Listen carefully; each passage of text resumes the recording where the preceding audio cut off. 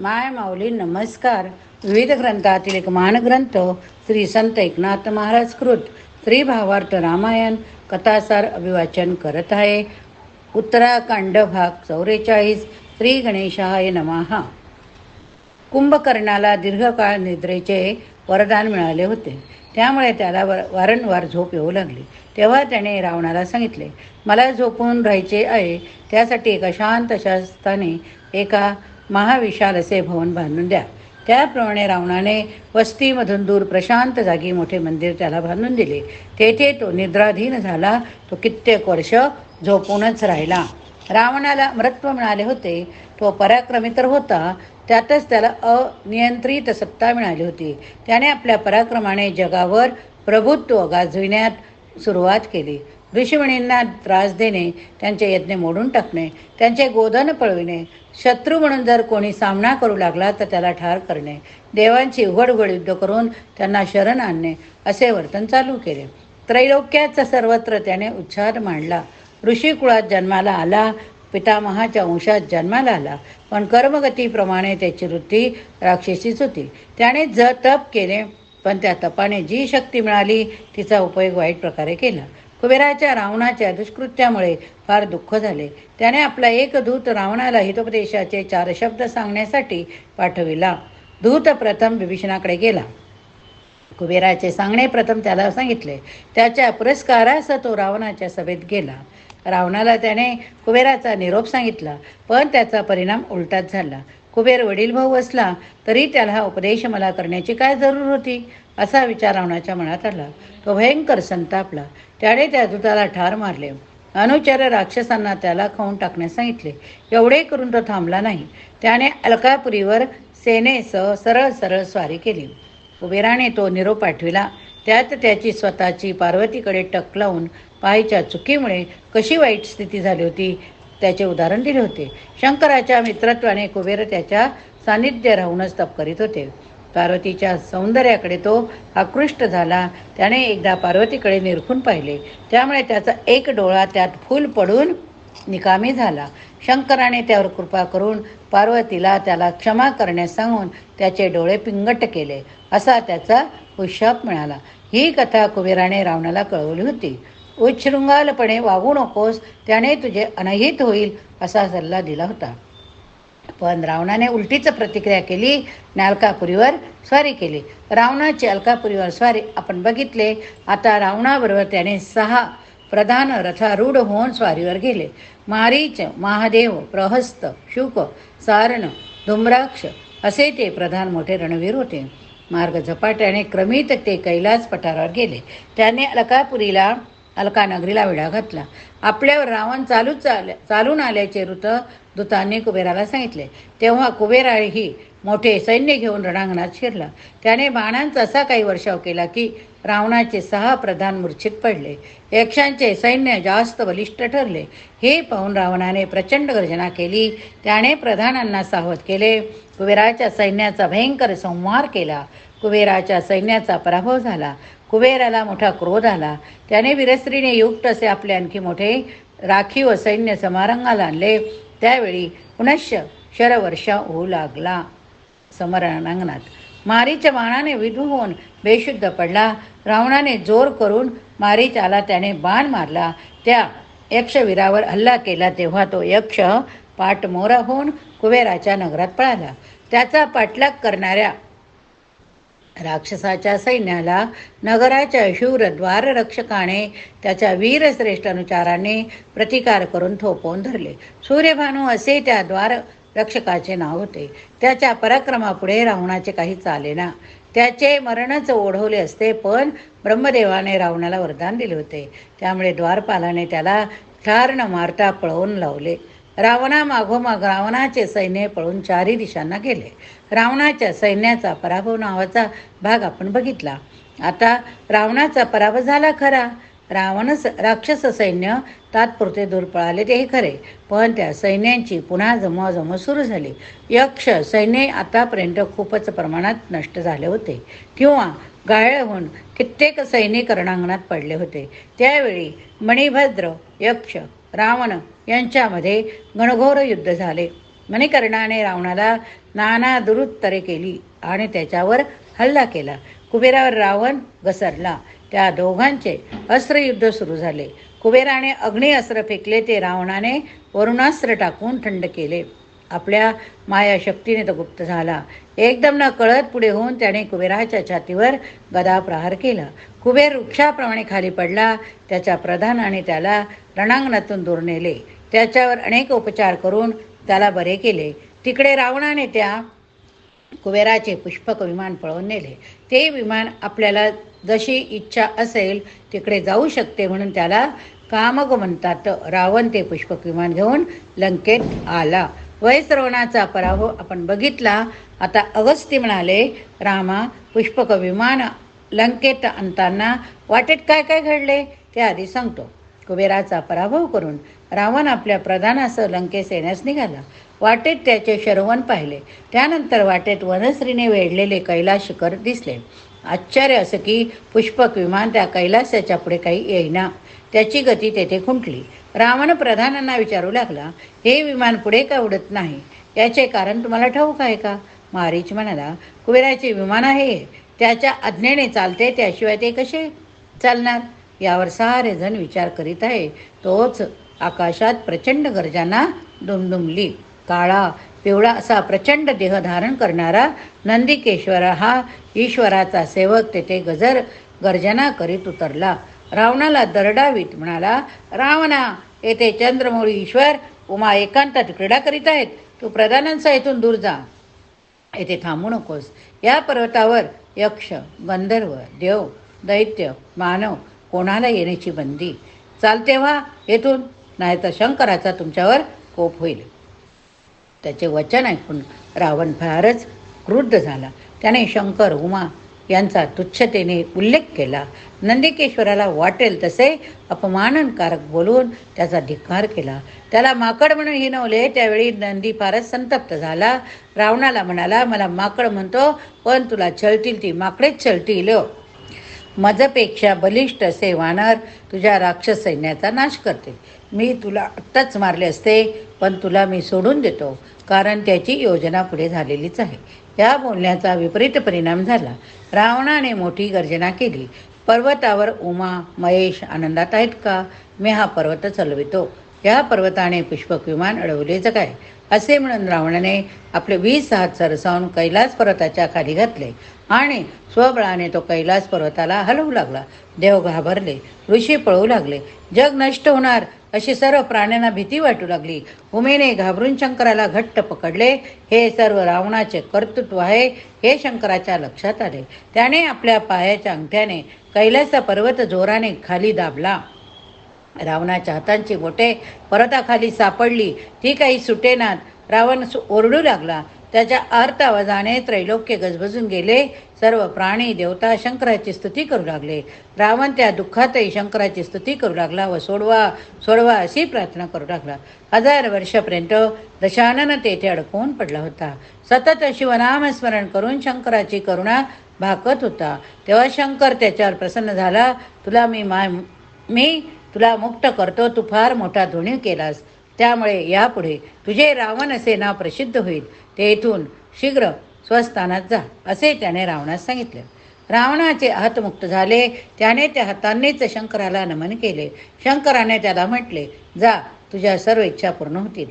आणि रावणाला त्याने आपले खड्ग दिले. त्या खड्गाचे तेज असे होते की त्याला चंद्रहास्य असे नाव देण्यात आले. काय नाव दिलं? चंद्रहास्य. शंकर म्हणाला, जरी तुला ब्रह्मदेवाने अमरत्व दिले तरी या देहातून तू जेव्हा मुक्त होशील तेव्हा विष्णूच्या हस्तेच तुझा अंत होईल. असे म्हणून शंकराने त्याला जायला सांगितले. रावणाने पुष्पक विमान आता पुढे जाऊ शकले. प्रधानासह रावण पुष्पक विमानात बसूनच लंकेत आला. त्यानंतर त्याने त्रैलोक्यातील सर्वांना आपल्या पराक्रमाने जिंकले. अनेक राजे ठार मारले, अंकित केले. कित्येक तर त्यांच्या भयाने देशांतरास गेले, लपून बसले. रामा, अशा प्रकारे रावणाने कुबेराचे पुष्पक विमान मिळविले. शंकराकडून चंद्रहास्य खड्ग आणि वरदानही प्राप्त केले. एवढे सांगून अगस्त्य ऋषी काही वेळ स्वस्थ बसले. रावणाला शिवाचे वरदान व पुष्पक विमान ग्रहण आपण बघितले. आता अगस्ती रावणाची कथा पुढे सांगू लागले. रामा, याप्रमाणे दशाननाला रावण हे नाव शंकराकडून प्राप्त झाले. तो त्रिभुवनात बलिष्ठ झाला. पुढे एकदा विमानात बसून तो आकाशमार्गे गमन करीत असता हिमालय पर्वतावरील वने उपवने पाहत चालला. तेथे त्याला असे दिसले की एक सुंदर तरुण मुलगी तापशीलच्या वेशात तपस्या करीत बसली. तो तिचे सौंदर्य तेज पाहून आकृष्ट झाला. खाली उतरून त्याने तिचे नाव विचारले. तप करण्याचे प्रयोजन विचारले. तिचा पती त्या वनातच आहे का ते विचारले. तुझे सौंदर्य तर सर्व लोकात श्रेष्ठ वाटते असे संभाषण केले. तेव्हा तिने त्याचा योग्य तो आदर करून म्हटले, देव गुरु बृहस्पती यांचा पुत्र कुशध्वज होय. तो कुशध्वज माझा पिता, तो देवज्ञ होय, तपस्वी होय, बृहस्पती सारखाच बुद्धिवान आहे. मी उपोर झाले आहे असे पाहून त्याने माझ्यासाठी योग्य वर शोधण्यासाठी स्वयंवर मांडले. अनेक राजा आले, पण विष्णू वाचून आणखीन कोणीच त्याच्या व माझ्याही मनात आले नाही. त्याने कोणाची माझा विवाह केला नाही. त्यामुळे सर्व राजे राजपुत्र संतप्त झाले. माझ्या पित्याचा वध करण्याच्या उद्देशाने ते लढायला यद्युक्त झाले. पण त्याचा परस्परातच मोठा झगडा सुरू झाला.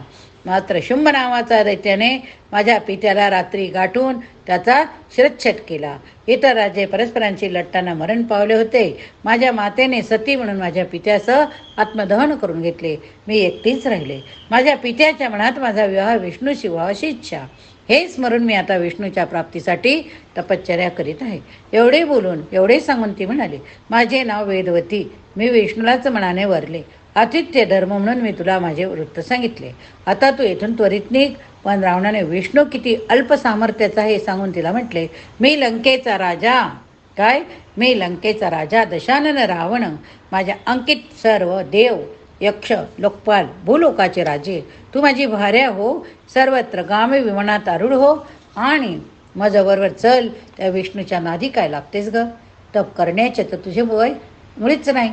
वेदवतीने त्याचा धिक्कार केला. तेव्हा रावणाने तिला बळाने धरली. तिला तो पुष्पक विमानाकडे ओढू लागला. त्यावेळी वेदवतीने इसडा देऊन स्वतःला सोडवले. ते अत्यंत क्रोध होऊन त्याला शाप देऊन म्हणाले, रावणा, तू हे फार वाईट कृत्य केले. मला बळाने स्पर्श केला. ब्रह्मदेवाच्या कुळाला लांछन लावले. मी माझे शरीर अग्नीत जाळून टाकते. मी पुन्हा जन्म घेईन. तुझ्या कुळासह सर्व राज्याचा तुझा विनाश करीन. हेच तुझ्या पापाचरणाचे फळ होईल. मिथिला नगरीत जनकराजाच्या घरी मी वाढेन. पुढे तुझ्या सर्वनाशाला मी कारण होईल. असे जळजळीत वचन बोलून तिने यज्ञाच्या कुंडीत उडी मारली. आत्मदहन केले. हो रामा, तीच वेदवती जनकाच्या घरी वाढलेली शेतात सापडलेली दिव्य कन्या, तीच जानकी तुमचे आमचे. तूच विष्णूचा अवतार आहे. राक्षसांना मारण्याकरिता आला. आपण विष्णूची पत्नी होणार या वेदवतीच्या निर्धाराची पूर्ती तू रामरूपाने केली आहे. रावणाच्या पूर्व इतिहासाची कुशध्वजाची कन्या वेदवती, तिचा रावणाने केलेला अपमान, तिने त्याच्या नाशाचा त्याला दिलेला शाप, एवढ्या कथा आहे. रावणाचा नाश झाला. सीता पूर्वसंकल्पाप्रमाणे तुझी पत्नी होऊन आता अयोध्या तुझ्या समवेत नांदत आहे. एकनाथ म्हणता, हा एकटा एकनाथ जनार्दनाशी ऐक्याने नांदतो आहे व एक हाच एक केवल तत्वाने सर्वव्यापी आहे. तेच अभिभाषणात मी तुमच्याकडे पोचवण्याचा प्रयत्न करत आहे. वेदवती आख्यान नावाचा भाग आपण बघितला. आता अगस्ती पुढे इतिहास सांगू लागले. रावण वेदवतीकडून शापित झाला, तरी त्याने तो शाप मनावर घेतला नाही. तो मंत्र्यांसह पुष्पक विमानात बसून संचार करीत चालला. पुढे उशीर नावाच्या पर्वतावर मरुत नावाचा राजा ऋषी समवेत माहेश्वर यज्ञ करीत होता. तेथे रावण पोहोचला. बृहस्पतीचा बंधू सवर्त हा यज्ञाचा आचार्य होता. इतर ब्राह्मण ऋषी होता. उद्गता वगैरे होते. रावण तेथे येता त्यावेळी जे देव तेथे होते ते घाबरले. पक्षी प्राणी यांची रूपे घेऊन ते लपून बसले. इंद्राने मोराचे रूप घेतले. यमधर्म कावळ्याच्या रूपात लंपला. कुबेराने सरडेचे रूप धारण केले. वरुणाने हंसाचे रूप धारण केले. त्यामुळे रावणाच्या दृष्टीतून ते निसटले. मरुत राजाला रावणाने युद्धाचे आव्हान दिले. तेव्हा यज्ञ दीक्षा घेतलेली अजूनही मरुत शस्त्र धारण करून युद्धाला उठला. पण सवर्ताने त्याला परत यज्ञ करण्यासाठी बस अशी आज्ञा दिली. यज्ञकर्त्याने शस्त्र धारण करावायचे नाही, युद्ध करावायचे नाही असा मोठा कडक नियम आहे. याची आठवण त्याने मरुताला करून दिली. रावणाने आव्हान दिले, पण मरुत युद्ध करीना. हे पाहून रावणाला आपला विजय झाला असे वाटते. त्याच्या अनुचर राक्षसांनी लगेच यज्ञातील ब्राह्मण ऋतिजनांना ठार मारले. निष्ठुरपणे त्यांचे मांसभक्षण केले. रावण विजयाच्या गर्वातच पुन्हा पुष्पकारूढ झाला. अनुचरांसह त्याने आकाशातून अन्यत्र गमन केले. येईन संकटाच्या वेळी रावणाने ज्या पशुपक्ष्यांची रूपे घेतली होती त्यांना वरदाने दिली. मयुराला इंद्र म्हणाले, मयुरा, माझ्या शरीरावर जसे 1000 नेत्र आहे तसे तुझ्या पिसाऱ्यावर अनेक डोळे निर्माण होतील. ते इतके सुंदर दिसतील की तू सर्व सुंदर पक्षी म्हणून मानला जाशील. तुला माझ्या जलतत्वाने वर्षवाने आनंद होईल. वरुणाने हंसाला वर दिला, तू गंगेच्या तीरावर पाण्यात विहार करशील. तुझा वर्ण पूर्ण धवल. तुझे गगनातून विहरणे गगनाला फार शोभादायक होईल. जल तुला फार आवडले होईल. तुझ्या ठिकाणी शुभ संकल्प स्थिर होतील. कुबेराने सरड्याला सुवर्णकांती दिली. मस्तकार मुकुटासारखा तुरा दिला. यमाने कावळ्याला वर दिला की तू 10व्या दिवशी मृत उद्देशी ठेवलेल्या पिंडाला स्पर्श केलास तर मृताला स्वर्गप्राप्ती होईल. तसेच तुझे दीर्घायुष्य होईल. तू कोणत्याही रोगाने मरणार नाही. भौतिक कारणानेच तुझा अंत होईल. तुला नेहमी उत्तम आरोग्य प्राप्त होईल. 4ही देवांनी त्या पक्ष्यांना सरड्यांना अशा प्रकारे वर दिले. आपापले रूपे धारण केली. आपल्या स्थानी गेले. मरुताचा यज्ञ मात्र अपूर्ण राहिला. तो जरी जिवंत राहिला, सर्वत्रही जिवंत राहिला, तरी ऋत्विज ब्राह्मणाचे मरण ओढवले. यज्ञात विघ्न आले. रावणाने अशा प्रकारे फार मोठे पाप केले होते. अगस्त्य ऋषी राजा रामाला रावणाचा अपूर्व इतिहास सांगत होते. एकनाथाने श्री भावार्थ रामायणात तो मराठी रूपात सांगितला आणि तोच मी तुम्हाला अभिवाचनातून सांगत आहे. मरुताच्या यज्ञात रावणाचे गमन आपण बघितले. आता अगस्त्य ऋषी रामाला रावणाचा इतिहास पुढे सांगू लागले. रामा मरुताला जिवंत रावण दिग्विजय करीत पुढे निघाला. इंद्रा इतकेच पराक्रमी असे अनेक मोठमोठे राजे रावणाला वरदान मिळाले आहे. तो आपल्याकडून अजय आहे, अवध्य आहे हे जाणून होते. ते रावणाशी युद्ध न करताच त्याला शरण आले. गाधी, पुरुरवा, दुष्कृत, सुरत, जय असे ते प्रतापी राजे त्यामुळे वाचले. त्यांनी रावणाशी सत्ता मान्य केली. पुष्पक विमानाने उड्डाण करीत रावण पुढे याच अयोध्या नगरीत आला. त्याने ही महानगरी किती वैभवशाली हेच पाहिले. त्याला फार ईर्ष्या निर्माण झाली. येथे अनरण्य नावाचा राजा राज्य करीत होता. रावणाने त्याला युद्ध कर नाही तर शरण ये असे आव्हान दिले. रावणाचे आव्हान स्वीकारून अनरण्याने मोठ्या सैन्यानिशी त्याच्याशी युद्ध आरंभले. रावणाच्या बळापुढे राजाचे काही चालले नाही. रावणाने आपल्या बाणाने अनरण्याचे सैन्य नष्ट केले. द्वंद्वयुद्धात त्याने अनरण्याला कराघात मारूनच भूमीवर पाडले. मग रावण त्याची निर्वचना करू लागला. त्यावेळी अनरण्य पराभूत होऊनही त्वेषाने म्हणाला, रावणा, तुला काळाचे साह्य आहे म्हणूनच तुझा जय झाला. काळापुढे विलक्षण विधिलिखितापुढे मोठमोठे देवही दीन निंदेस पात्र झालेले आहे. काळानेच शंकराला भस्मासुरापुढे पळावे लागले. विष्णूला त्याच्या मोहिनी रूपात शरण जावे लागले.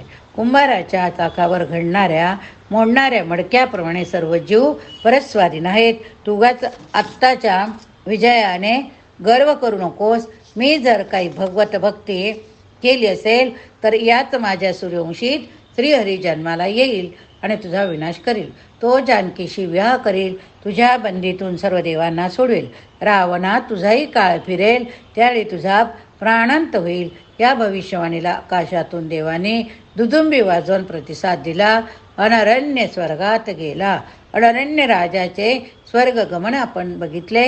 आता विष्णूचा मानव अवतार राम मानव सुलभ अज्ञानाचे अवतारण घेऊन अगस्तींना म्हणाला, मुनिवरे, रावण सर्वत्र विजयी झाला. मोठमोठे राजे त्याला शरण आले. त्यावरून मला अशी शंका येते की त्यावेळी खरा वीर कोणीच नव्हता की काय? पाशुपत अस्त्रासारखी अस्त्रे रावणापुढे निष्प्रभ कशी ठरली? अगस्ती म्हणाले, रामा, तू सर्व साक्षी परमेश्वर असूनही केवळ आम्हाला मोठेपणा मिळावा म्हणून अज्ञानी माणसाप्रमाणे प्रश्न विचारित आहे. ही तुझी मायाच होय, पण तुझी आज्ञाच आहे. म्हणून मी पुढे रावणाच्या विलक्षण प्रतापाची कथा सांगतो. रावण सर्वांना जिंकीत पुढे पुढे चालला असता अर्जुन नामक एका अतिबलाढ्य राजाचे नगर त्याने पाहिले. त्याला 1000 हात होते, म्हणून त्याला सहस्रार्जुन असे नाव प्राप्त झाले होते. तो राजा आपल्या स्त्रियांसहित नर्मदेत जनक्रीडा करण्याची गेला असता रावणाने त्याच्या नगरात प्रवेश केला. त्याने मंत्र्यांना आव्हान केले, तुमचा राजा कुठे? पण मला त्याच्याशी युद्ध करायचे. मी लंकेत दशानन आहे, मी लंकेश दशानन, मी सारे जग जिंकीत आलो. तुमच्या राजाला बोलवा. रावणाची भयंकर आकृती आवाज यांनी ते प्रधान घाबरले व म्हणाले, राजा नगरामध्ये नाही. रावण तेथून निघाला तो विंध्य पर्वताकडे आला. तेथे नर्मदा नामक नदी त्याने पाहिली. तेथे देव, गंधर्व, अप्सरा आदी येऊन क्रीडा करीत होते. भोवती सुंदर पण निबिड अरण्य होते. नाना पशु मुक्तपणे संचार करीत होते. पक्षी विहार करीत होते. प्राणी सर्वत्र संचार करताना दिसत होते. नर्मदेचा परिसर इतका आकर्षण होता की रावणाला खाली उतरून जलविहार करावासे वाटू लागले. त्याने जलविहार करावासे मनात गेले. त्याने तीरावर बसून प्रथम अश्य पाद प्रक्षालन केले, आचमन केले. पुण्य जल म्हणून आपल्या 10 मस्तकावर ते उडवले, शिंपडले. त्याला मोठा संतोष झाला. शोक सारण व्हा. त्याच्या प्रधानांना तो म्हणाला, पहा या सूर्य माझ्या भीतीने आपले किरण सौम्य करीत आहे. नर्मदेचे पाणी सुगंधित झाले. वाराई ब्रह्महरण करीत मंद मंद वाहन आहे. नर्मदा मेन रूपाने जणू आपले यौवनच झाकीत आहे. सर्वांना गंगेप्रमाणेच पावन करीत ती नर्मदा शांती प्रस्तुत करीत आहे. तुम्ही फुले आणा, आपण शंकराची पूजा करू. आधीच सर्वांनी जलक्रीडा करा. त्याप्रमाणे रावणाचे मंत्री नर्मदेत स्नान करून पोहू लागले. नंतर त्यांनी पुष्पे जमवली. त्यावेळी रावणाला आनंद झाला. त्याने स्नान संध्यावदन केले, जप होम आदी केले. आपल्या प्रधानांना त्याने आनंदात नृत्य करण्यास सांगितले. रावण नंतर शंकराची विधियुक्त पूजा करण्यास बसला. त्यांच्याशी रत्नजडित असे सोन्याचे शिवलिंग होते. तो नेहमी आपल्याबरोबर शिवलिंग सर्वत्र नेत असे. पूजेत त्याने बेलाच्या त्रिदलाचे अर्पण केले. पानाची मोठी रासच निर्माण झाली. त्याने अनेक वैभवशाली उपचार अर्पण केले. नामावली म्हटले, अभिषेक केला, शिवस्तुती केली. अशा प्रकारे रावणाने तेथे शिवपूजा केली. नंतर त्याने नर्मदा तीरी वाळवंटात शिवलिंगाची प्रतिष्ठापना केली. रावणाचे नर्मदा तीरी गमन आपण बघितले. या ठिकाणी हा भाग संपला. पुढच्या भागात पुढील कथा बघूया. प्रभू रामचंद्र की जय. चरितो रघुनाथस्य शतकोटी प्रवेस्तरम एकैकक्षरं पुंसां महापातकनाशनम्.